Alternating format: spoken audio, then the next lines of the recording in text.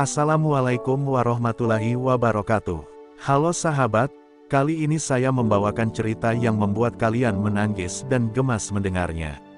Sebelum mendengarnya silahkan absen dulu para onti uncel dari daerah mana saja. Buat yang sudah subscribe semoga rezekinya lancar ya. Namaku Naira, hidupku berubah dalam semalam, bukan karena cinta, tapi karena keadaan yang memaksa. Ayahku terbaring lemah di rumah sakit dengan tagihan pengobatan yang terus menumpuk. Ibuku menangis setiap malam, mencari pinjaman kemana-mana tapi tak satu pun yang percaya pada keluarga kami yang nyaris bangkrut. Aku tahu kami sedang berada di ujung tanduk. Dan ketika pria itu datang, membawa setumpuk uang dan janji penyelamatan, semua orang menoleh padaku. Bukan karena aku kuat, tapi karena aku satu-satunya yang bisa ditukar. Namanya Saif, pria Arab dengan wajah kaku dan sorot mata tajam. Ia datang bukan membawa cinta, tapi membawa keputusan. Aku akan lunasi semua utang keluargamu. Tapi Naira harus jadi istriku, malam ini juga. Secara siri, katanya, dengan bahasa Indonesia patah-patah yang terdengar lebih seperti perintah daripada permohonan. Aku tercekat, aku ingin menolak, tapi bagaimana jika ayah meninggal? Bagaimana jika rumah kami disita? Air mata ibu jadi jawabannya. Maafkan ibu, nak, ini satu-satunya jalan, katanya sambil menggenggam tanganku. Akad nikah itu sunyi. Tak ada keramaian, tak ada sahabat yang bersorak bahagia. Hanya aku, Saif, saksi dari masjid, dan kesunyian yang menggantung di udara. Aku mengucap ijab kabul dengan suara bergetar. Tangisku jatuh diam-diam, bukan karena haru, tapi karena kehilangan. Aku kehilangan diriku sendiri. Sejak saat itu, aku bukan lagi Naira yang bebas memilih, tapi Naira yang telah dijual demi bertahan hidup. Dan tak seorang pun benar-benar peduli apakah hatiku ikut diserahkan atau tidak. Malam itu, setelah semua selesai, aku dibawa ke hotel mewah yang disewa Saif. Kamar besar itu terasa seperti penjara emas. Segalanya tampak mahal, megah, tapi tak ada yang bisa menenangkan hatiku yang porak-poranda. Aku duduk diam di sisi ranjang, mengenakan gaun tipis yang diberikan Saif. Aku bahkan tak bisa memilih bajuku sendiri. Pintu kamar terbuka perlahan, dan Saif masuk, membawa segelas anggur dan tatapan yang membuatku ingin bersembunyi. Naira, katanya pelan, suaranya berat. Malam ini, aku ingin kau jadi milikku seutuhnya. Tidak hanya di atas kertas. Aku menunduk, tubuhku membeku. Aku ingin berteriak, ingin lari, ingin waktu berhenti. Tapi aku hanya bisa diam. Aku tahu, saat itu juga, aku tak punya kuasa lagi atas hidupku sendiri. Aku adalah istri yang harus menurut, harus tunduk, dan harus patuh, meski hatiku tak ikut dalam pernikahan itu. Dalam hati aku berdoa, semoga malam itu cepat berlalu. Semoga ini semua hanya mimpi buruk yang akan segera berakhir. Tapi aku tahu, mimpi buruk ini baru saja dimulai. Dan aku, seorang perempuan yang dulu bermimpi menikah karena cinta, harus menelan kenyataan bahwa kisah cintaku diawali dengan keterpaksaan dan air mata. Pagi itu, mentari tak terasa hangat. Naira terbangun dengan tubuh yang lelah dan mata yang sembab. Sepi menyelimuti kamar hotel yang luas itu, hanya suara pendingin ruangan yang terdengar. Saif telah pergi sejak subuh, meninggalkan secari kertas bertuliskan, aku harus ke Dubai untuk urusan bisnis. Kau tetaplah istriku. Tunggulah aku kembali. Tak ada pelukan, tak ada ucapan sayang, hanya perintah dingin dan kepergian yang seolah memperjelas bahwa dirinya tak lebih dari barang titipan yang dibeli dengan tumpukan uang. Naira berjalan menuju cermin besar di sudut ruangan, menatap dirinya sendiri. Wajah cantiknya terlihat asing. Di balik gaun satin yang menjuntai, ada luka yang tak terlihat. Ia menyentuh lehernya, lalu menyentuh dadanya. Perasaan malu, jijik, dan sesal bercampur dalam pikirannya. Ia teringat malam tadi, saat ia hanya bisa memalingkan wajah, menahan tangis, ketika Saif memaksanya menyatu. Ia merasa hancur, tubuhnya disentuh tanpa cinta, dan hatinya diremukkan tanpa ampun. Hari-hari selanjutnya di villa itu terasa seperti penjara berselimut kemewahan. Saif hanya datang setiap 2 atau 3 hari, dan setiap kedatangannya selalu diakhiri dengan malam-malam yang dingin dan tanpa perasaan. Naira tidak pernah dipukul, tidak pernah dimaki, tapi luka yang ia rasakan lebih dalam dari itu. Ia mulai kehilangan dirinya. Hobi melukis yang dulu ia cintai kini tak lagi menarik. Ia tak pernah tertawa, ia hanya hidup, karena tidak punya pilihan. Suatu malam, setelah Saif kembali dari perjalanannya, ia duduk di balkon sambil merokok. Naira berdiri di ambang pintu, menatap punggung pria itu. "Saif, kenapa kau pilih aku? Kau bisa beli siapapun?" tanyanya lirih, suaranya gemetar. Saif menoleh sebentar, lalu membuang asapnya ke udara. "Karena kau terlihat rapuh, dan aku butuh sesuatu yang bisa kuatur," jawabnya datar. Hati Naira tercekat. Ia sadar, ia bukan dipilih karena dicinta, tapi karena lemah dan mudah dikendalikan. Dan itu jauh lebih menyakitkan. Malam itu, Naira menangis diam-diam di dalam selimut. Doanya panjang, penuh rintih. Ia mulai bertanya-tanya, apakah hidup seperti ini akan terus berlanjut? Apakah Tuhan akan memberinya jalan keluar?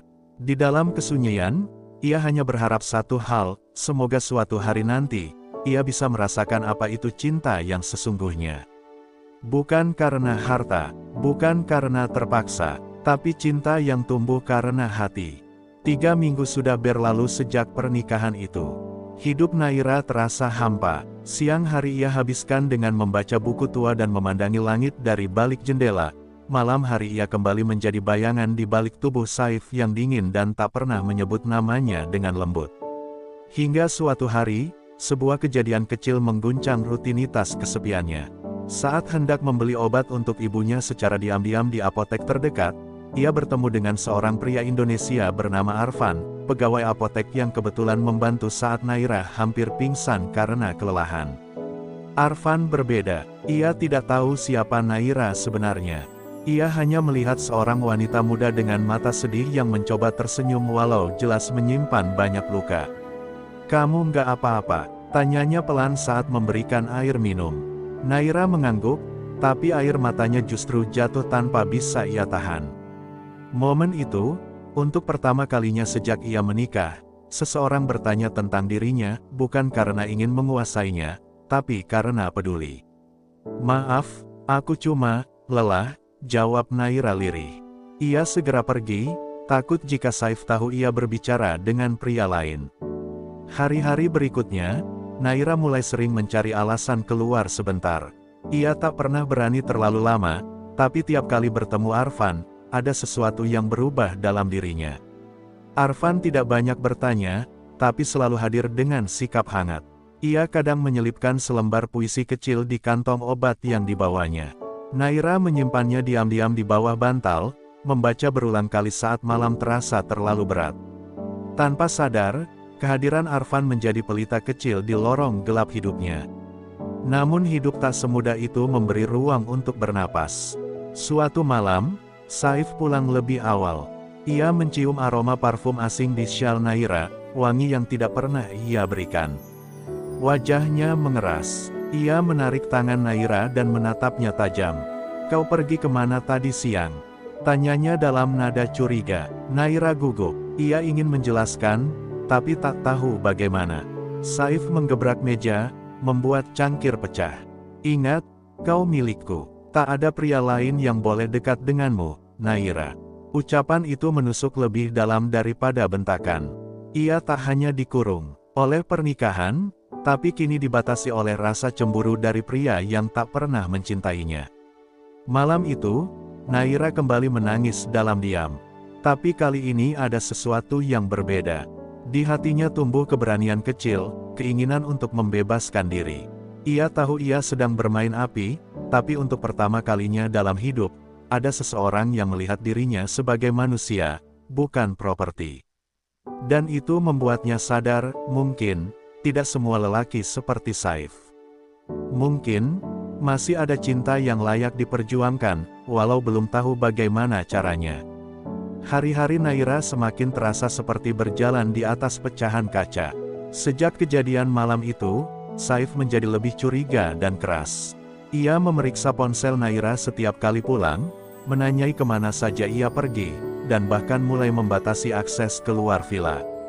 Naira hanya diizinkan keluar ditemani sopir, dan semua belanja keperluan rumah tangga diurus asisten. Dunia Naira menyempit, bahkan lebih sempit dari sebelumnya. Namun satu hal yang tak bisa dikendalikan Saif, perasaan di dalam hatinya. Dan perasaan itu kini mulai memberontak. Di balik jeruji tak kasat mata itu, Naira diam-diam menyimpan coretan-coretan puisi dari Arfan yang ia hafal di luar kepala. Tiap kata dari pria itu terasa seperti pelukan lembut yang tak pernah ia dapatkan dari siapapun. Suatu sore, saat Saif sedang keluar kota, Naira nekat menyelipkan surat balasan di dalam kantong jaket yang ia bawa saat pura-pura mengantar obat ke yayasan panti. Surat itu hanya berisi kalimat singkat, "Terima kasih sudah menganggap aku ada." Ia tak tahu apakah Arfan akan membacanya, tapi untuk pertama kalinya, Naira merasa berani. Sayangnya, kebebasan kecil itu tak bertahan lama. Malam itu, Saif pulang lebih awal dari jadwal. Ia mendapati Naira di balkon, memegang secarik kertas puisi. Tatapan matanya langsung berubah jadi dingin. Ia merebut kertas itu dan membaca cepat. "Siapa Arfan?" tanyanya dengan suara menahan amarah. Naira mencoba tenang, tapi ia gemetar. "Hanya teman, dia tak tahu apa-apa." Tapi Saif tak percaya. Malam itu, Naira merasakan amarah suaminya dalam bentuk yang tak pernah ia bayangkan. Ia tak dipukul, tapi diancam. "Kalau kau berani mengkhianatiku, aku bisa buat keluargamu kembali hidup di neraka." Setelah Saif tertidur, Naira duduk diam di kamar mandi, memeluk lututnya sendiri. Wajahnya pucat, bibirnya gemetar, dan hatinya nyaris runtuh. Tapi di tengah ketakutan itu, ada suara kecil di dalam dadanya yang mulai berbicara lebih keras, "Kau harus pergi. Jika tidak, kau akan mati pelan-pelan." Ia sadar, bukan hanya tubuhnya yang terkekang, tapi jiwanya mulai terkikis. Dan jika ia tetap di sana, ia akan kehilangan dirinya selamanya. Air matanya jatuh, tapi kali ini bukan hanya karena takut, tapi karena tekad yang mulai tumbuh. Naira mulai menyusun rencana. Ia tahu ini berbahaya, tapi jika cinta adalah tentang bertahan untuk orang lain, maka ia ingin mulai mencintai dirinya sendiri terlebih dahulu. Dan jika harus pergi, ia harus melakukannya sebelum Saif benar-benar menghancurkan hidupnya. Malam itu, di bawah cahaya lampu yang redup, Naira menulis satu surat terakhir, bukan untuk Saif, bukan untuk keluarganya, tapi untuk Arfan. "Jika suatu hari aku pergi, tolong jangan cari aku. Tapi doakan aku menemukan jalan pulang." Malam itu hujan turun deras, membasahi jendela kamar Naira yang dingin dan sunyi. Ia berdiri di depan koper kecil yang telah ia siapkan diam-diam selama seminggu terakhir. Semua sudah ia rencanakan. Saat Saif pergi ke bandara untuk urusan bisnis di luar negeri, ia akan kabur. Tidak membawa banyak, hanya beberapa lembar pakaian, uang tunai yang ia kumpulkan dari sisa belanja, dan surat terakhir yang ia tinggalkan di meja rias. Surat yang ditulis dengan tinta air mata, "Aku bukan milik siapa-siapa. Termasuk milikmu." Tangannya gemetar saat menutup koper, tapi hatinya bulat. Malam itu, ia tidak akan lagi menangis karena dipaksa hidup dalam ketakutan. Sopir yang biasa mengantarnya sudah diam-diam disuap agar pura-pura tak tahu. Begitu Saif menghilang di balik pintu keberangkatan bandara, Naira berlari ke arah taksi yang sudah menunggunya jauh dari pengawasan. Jantungnya berdetak kencang, seperti akan meledak. Tapi ia tidak berhenti. Ia tidak lagi ingin jadi perempuan yang hanya diam dan menunggu diselamatkan. Ia ingin menjadi perempuan yang menyelamatkan dirinya sendiri. Taksi melaju cepat meninggalkan villa mewah itu. Bersama setiap meter jalanan yang dilewati, seolah beban hidupnya ikut luruh perlahan. Namun Saif bukan lelaki yang bisa ditinggalkan tanpa jejak.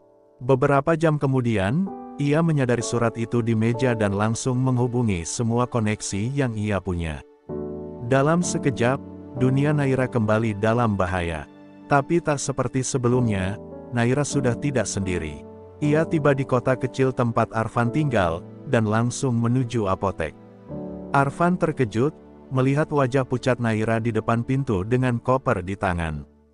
"Tolong aku nggak tahu harus kemana," kata Naira dengan suara tercekat.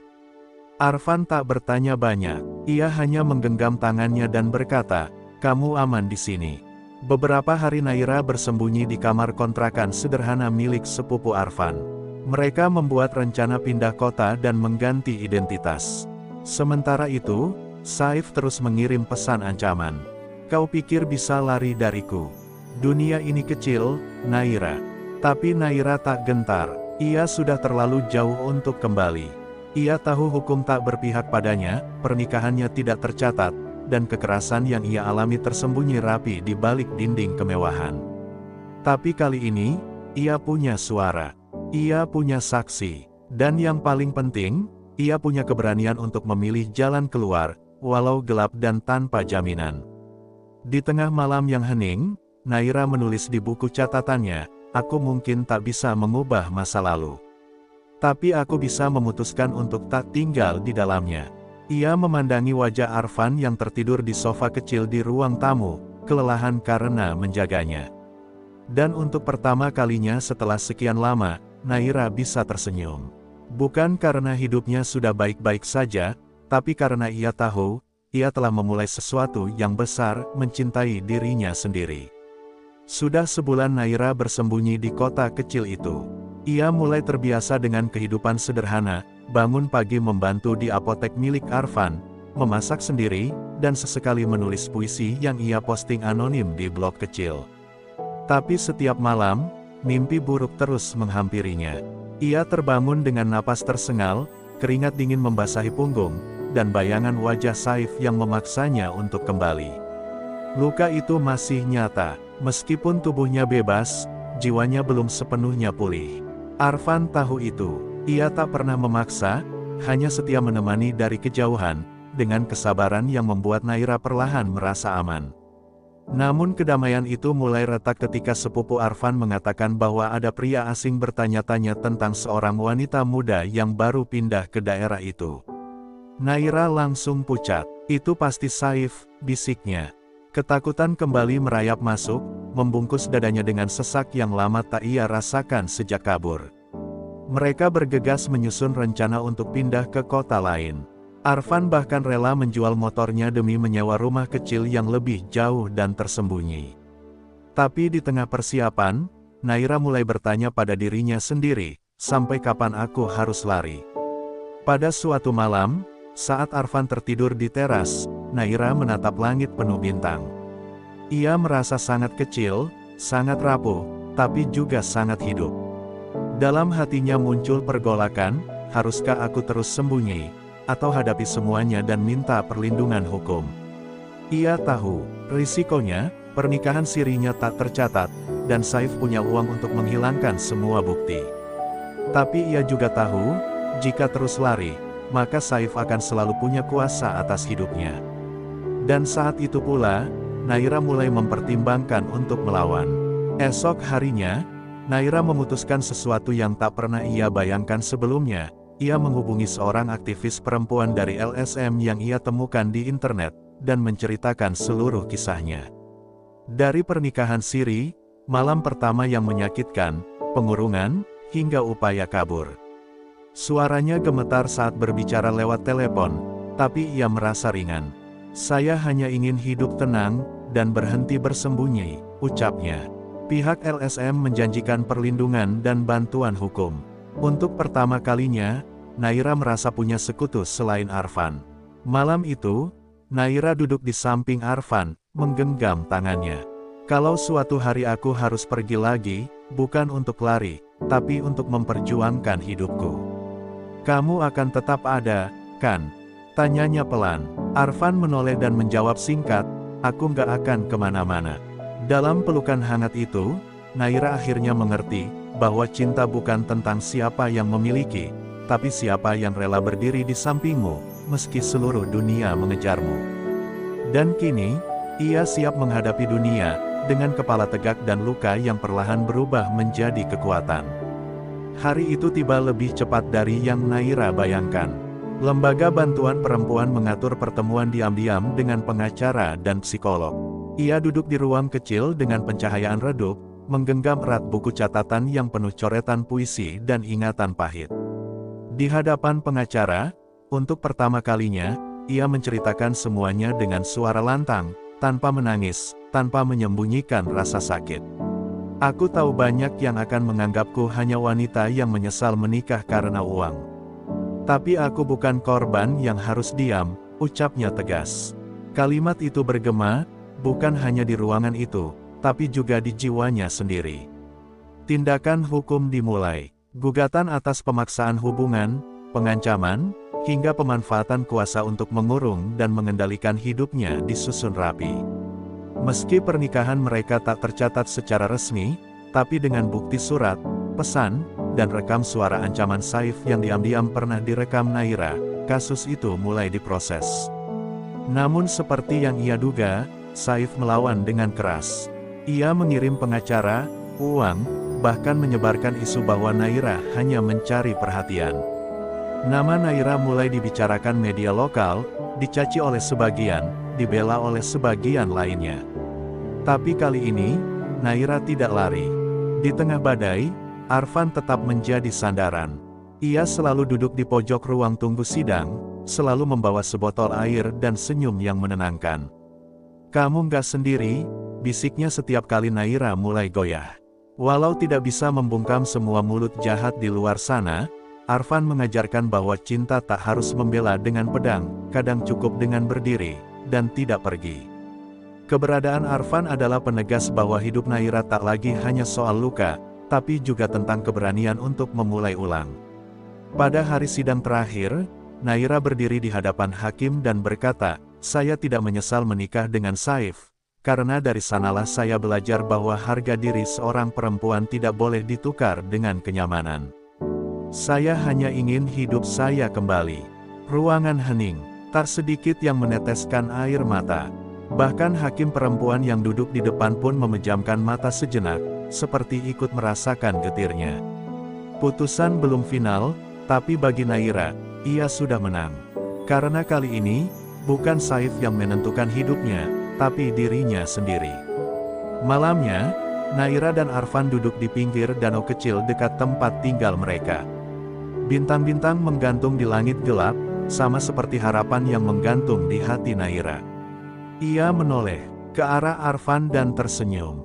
"Aku nggak tahu bagaimana masa depanku, tapi aku ingin menjalaninya tanpa lagi jadi bayangan dari diriku sendiri." Arfan mengangguk pelan. "Kita lewati bareng-bareng," jawabnya. Dan di bawah langit malam yang dulu menjadi saksi luka, Naira kini menulis bab baru, bukan sebagai korban, tapi sebagai perempuan yang memilih bangkit dan melawan. Beberapa bulan telah berlalu sejak sidang terakhir. Nama Naira perlahan menghilang dari berita, tapi luka dan kep dari masyarakat belum sepenuhnya lenyap. Di kota kecil tempatnya menetap bersama Arfan, ia mulai membangun hidup baru sebagai relawan untuk perempuan yang mengalami kekerasan dalam rumah tangga. Ia tidak menyangka, dari cerita pahit yang dulu ingin ia lupakan, justru muncul kekuatan untuk menyelamatkan orang lain.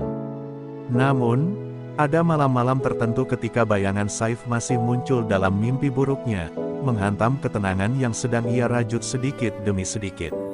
Suatu siang, Naira menerima sepucuk surat dari pengacara, pemberitahuan bahwa Saif resmi dideportasi karena pelanggaran visa dan kasus kekerasan dalam rumah tangga yang diangkat ke ranah publik. Ia terdiam lama sambil memegang surat itu. Bukan karena senang atau puas, tapi karena tiba-tiba hatinya terasa hampa. Selama ini ia hidup dalam bayang-bayang ancaman, dan kini ketika bayangan itu sirna, justru muncul perasaan aneh, "Aku bebas, tapi apa aku sudah benar-benar sembuh?" Luka memang bisa mengering, tapi bekasnya tak mudah hilang. Arfan melihat perubahan itu. Suatu malam, ia membawakan selembar tiket seminar untuk penyintas kekerasan di kota besar. "Kamu harus bicara, Naira. Banyak perempuan di luar sana yang butuh mendengar kisahmu," katanya lembut. Naira menatap tiket itu, hatinya diliputi ketakutan sekaligus keberanian. Ia pernah menjadi perempuan yang tak bisa berkata apa-apa, tapi kini dunia justru meminta suaranya. Setelah bergulat dengan batin semalaman, ia akhirnya berkata pelan, "Kalau aku bisa mengubah hidup satu perempuan saja, maka semua rasa sakitku dulu tak sia-sia." Di hadapan ratusan orang di seminar itu, Naira berdiri dengan suara yang sempat bergetar, lalu menguat seiring setiap kata yang ia ucapkan. Ia tidak menyalahkan siapapun, tidak meratapi takdirnya, hanya menyampaikan satu hal, seorang perempuan berhak memilih, berhak bersuara, dan berhak untuk sembuh. Di barisan paling depan, Arfan duduk dengan mata berkaca-kaca. Ia tahu, inilah perempuan yang ia temui di apotek dulu, bukan lagi korban yang menangis diam-diam, tapi wanita tangguh yang memilih bangkit, bahkan ketika tubuhnya masih menyimpan nyeri dari masa lalu. Usai seminar, Naira berdiri sendiri di luar gedung, menatap langit sore yang perlahan berubah jingga. Udara terasa tenang. Ada satu kalimat yang terus berputar di kepalanya, "Aku tak ingin membalas dunia dengan kebencian, tapi dengan keberanian." Ia menggenggam tangan Arfan yang datang menyusulnya dari belakang, dan untuk pertama kalinya sejak lama, Naira benar-benar percaya bahwa hidup yang hancur bisa disusun ulang, dan cinta yang tidak menuntut, tidak memaksa, bisa tumbuh bahkan dari tanah yang pernah retak. Waktu terus berjalan, dan luka yang dulu menyesakkan kini berubah menjadi kekuatan. Naira tidak lagi hidup dalam ketakutan, bukan karena semua masalah lenyap, tapi karena ia tak lagi membiarkan dirinya dikendalikan oleh masa lalu. Ia mulai menulis buku, berisi kisah-kisah perempuan yang pernah terluka namun memilih untuk bangkit. Dari tulisannya, banyak yang merasa tidak sendirian. Ia mengubah penderitaan menjadi pesan, menjadikan trauma sebagai pelita bagi jiwa-jiwa yang nyaris padam. Suatu hari, saat sedang berjalan di taman kota, seorang gadis remaja menghampirinya. "Kak Nairaya, terima kasih, karena kisah kakak, aku berani keluar dari hubungan yang menyakitkan." Gadis itu lalu memeluknya singkat, sebelum pergi. Naira menatapnya pergi dengan mata berkaca. Ia tahu, hidupnya dulu tidak sia-sia. Luka yang ia kira akan membunuhnya, justru menjadi alasan bagi orang lain untuk memilih hidup. Ia tak lagi menyesali malam pertamanya yang pahit, karena dari malam gelap itulah ia mulai belajar menyusun fajar. Di sampingnya, Arfan tetap setia. Bukan sebagai penyelamat, tapi sebagai sahabat, pendengar, dan kelak, jika takdir mengizinkan, pendamping hidup yang sungguh ia pilih dengan hatinya sendiri. Mereka tak terburu-buru. Mereka tahu, cinta yang sesungguhnya tumbuh bukan dari keterpaksaan atau kesempurnaan, melainkan dari keberanian untuk saling melihat luka dan tetap memilih bertahan. Dan dalam pelukan hangat Arfan, Naira tahu, akhirnya ia pulang, bukan ke rumah, tapi ke dirinya sendiri. Kini, Naira hidup dengan tenang. Ia tidak sempurna, dan dunia belum sepenuhnya ramah, tapi ia berdiri tegak. Ia menjadi simbol bahwa perempuan bukan sekadar objek untuk dimiliki. Perempuan adalah cahaya, yang bila redup, tak boleh dipadamkan, tapi diselamatkan. Dan cahaya itulah yang kini menyala terang dalam hati Naira, menyinari jalan untuk banyak perempuan lainnya yang pernah merasa hancur. Terima kasih kepada semua penonton YouTube yang telah menyaksikan kisah Naira, dari luka menjadi cahaya, sampai akhir. Semoga cerita ini bukan hanya menjadi hiburan, tapi juga pengingat bahwa di balik setiap air mata, ada kekuatan yang menunggu untuk bangkit. Kepada siapapun yang sedang terluka, terjebak, atau merasa tidak berdaya, percaya bahwa kamu pantas untuk bahagia, kamu pantas untuk dihargai, dan kamu punya hak untuk melawan jika dunia berlaku tidak adil. Semoga cerita ini bisa menjadi inspirasi bagi mereka yang sedang berjuang, dan menjadi suara bagi mereka yang selama ini memilih diam. Kami doakan semoga kalian semua selalu diberikan kesehatan, keteguhan hati, dan cinta yang tidak menyakiti. Jangan lupa untuk like, komen, dan subscribe agar kami bisa terus menyajikan kisah-kisah nyata yang penuh makna dan pelajaran hidup. Sampai jumpa di kisah berikutnya. Terima kasih dan semoga Tuhan memberkati kalian semua.